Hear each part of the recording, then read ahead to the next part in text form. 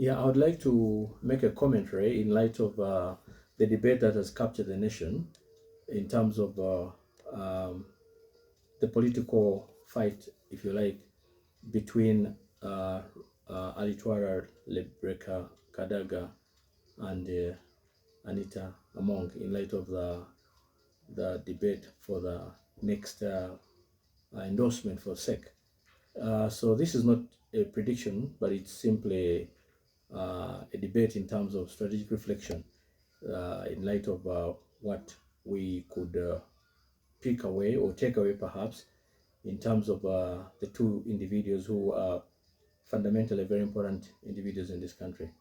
And therefore my reflection is authored solely to provoke national conversation at a time when our country stands between post-liberation fatigue and pre-transition anxiety. I would argue, for starters, that Uganda is at crossroads. Why? In terms of the two forces in light of these individuals. The NRM obviously is coming up with the selection of its vice chairperson in terms of the Central Executive Committee.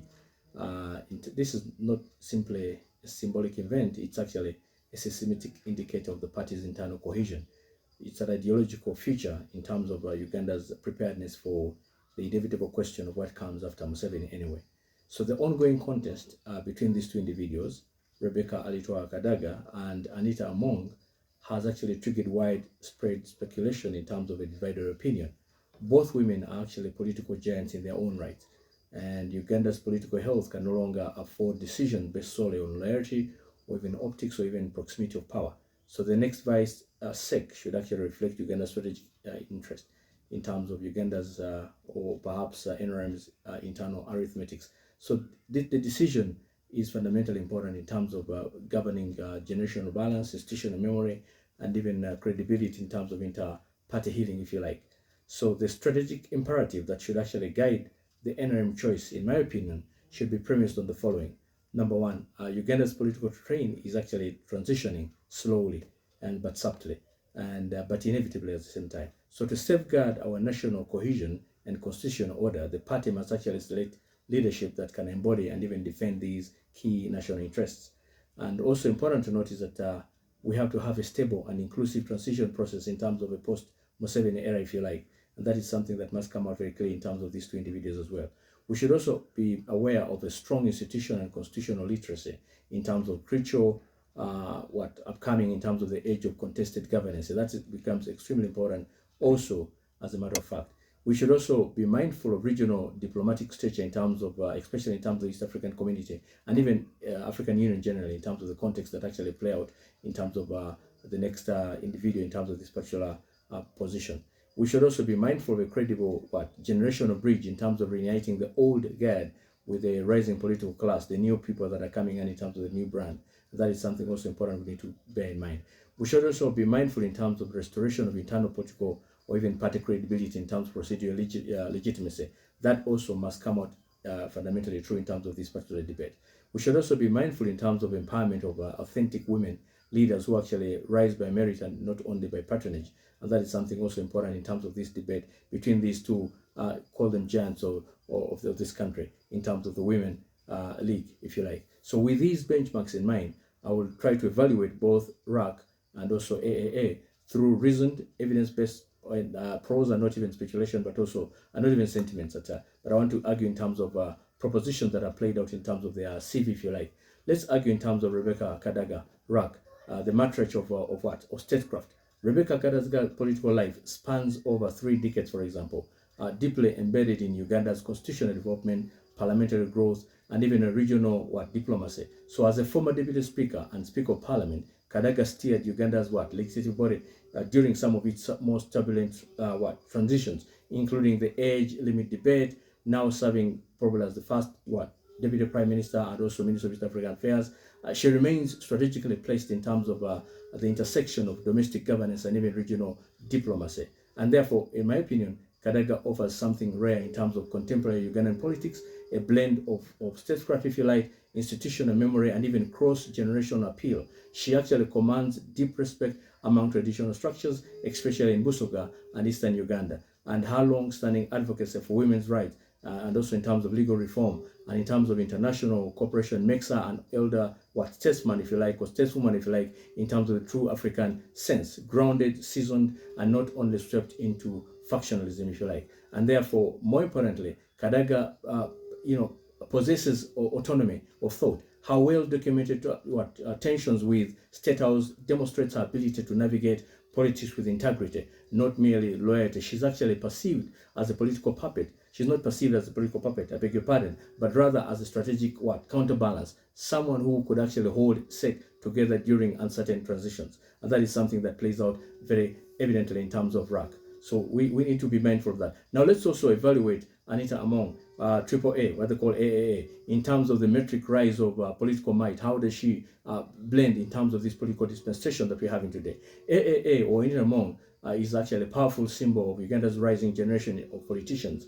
Her ascendant in terms of has actually been swift, marked by her current position as Speaker of Parliament, backed by heavily, State House, and she has actually positioned herself not as a no-nonsense disciplinarian in terms of operation, with commanding grip on parliamentary procedures and even political messaging. So her proximity to State House and the first family places her family within the current inner circles of power, and that has played out very evidently in terms of what she is today. So among her supporters, for example, she's an embodiment of Uganda's youthful energy, representing a break from the old guard and a shift towards a more assertive and even, if controversial, perhaps leadership style. Her confidence is unmatched in a sense. She's strong, and her media presence is also fundamentally strong in that aspect.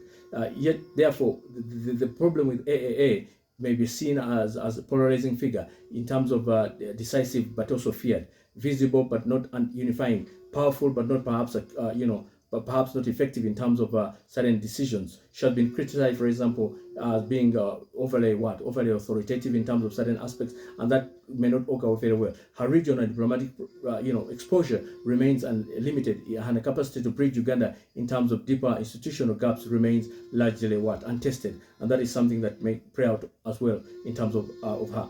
Let's argue in terms of the strategic scorecard.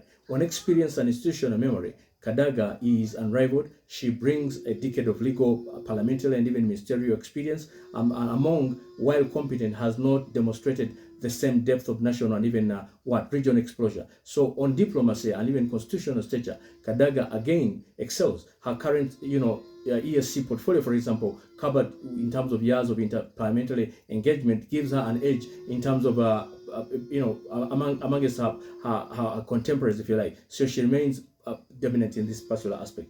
On generational bridge building, Kadaga offers a calm guidance in terms of the young, while also retaining the trust of the elders. So on the other hand, among symbolizes the youth, and also it plays out in terms of alienating, or unifying the older cadres in terms of that, who may be alienated in one way or the other. So on inter-party cohesion, Kadaga is seen as a mediator among more of the, consolidator, effective but not always conciliatory. On public trust and even gender credibility, Kadaga rises and is seen as authentic in terms of way and shaped over time. So among rises through dramatic, and is seen in terms of political engineering in terms of sorts, and therefore we have to comprehend that in terms of that particular aspect as well. On autonomy and courage, for example, Kadaga has actually shown willingness to stand alone when necessary. On the other side, Among is actually deeply tied on terms of the current power structure, and may struggle to project independent judgment in moments of crises. And that is something that you have to comprehend also in terms of these particular individuals. So in terms of the debate between beyond personalities, what each candidate symbolizes. If you choose, for example, Kadaga, you actually choose statesmanship over, showmanship, diplomacy over dominancy, and even maturity over muscle. It is to anchor the party in terms of memory while preparing for change with measured hands.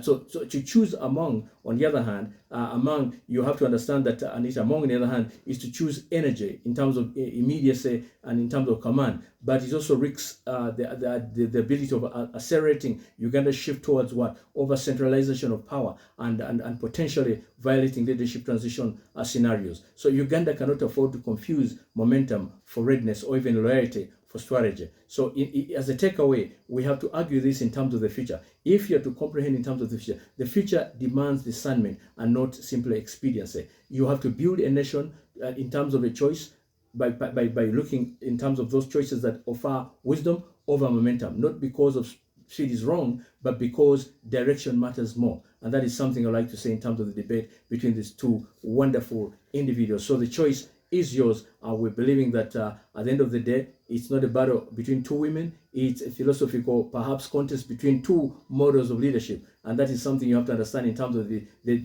rationale that I'm trying to provide for you today. So Uganda must decide whether the next, perhaps, vice chairperson of SEC will actually will be a bridge builder for the future, or an enforcer of the present between RAC or between AAA, in terms of whether they both offer strength, but only one should actually be seen in terms of offering stability in terms of Pan-African stewardship as well. So this election, my friends, may not be about more than filling a seat. It's about securing Uganda's political future beyond 2026. So then we could argue that perhaps then Rebecca Ritara Kadaga may actually remain more strategic, more diplomatic, and perhaps more nationally blended in terms of choice. That is something that I could argue, but it's just food for thought. Thank you very much, and God bless you. And thank you for your attention. Yeah.